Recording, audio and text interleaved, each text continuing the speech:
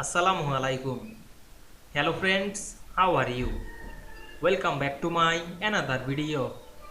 In this video, I am going to show you how to arrange multiple picture on one page in Affinity Publisher. Let's get started. At first, we have to open a Affinity Publisher document. Now we want to arrange multiple picture. Firstly, go to a blank page. Then go to the tool section and select the place tool. Then choose picture from our file. Now I want to select the multiple picture. Firstly select the picture, then press Ctrl on our keyboard to select multiple picture,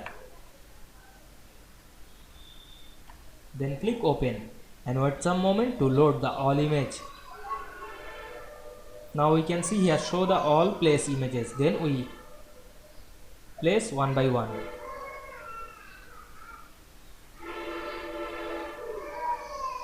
Now we can see we insert multiple picture. Now we want to arrange this all picture on one page. Firstly select the picture, then go to the window menu and enable the layer section. We can see here already enable this. Then we go to the layer section. You can arrange any picture, use this layer.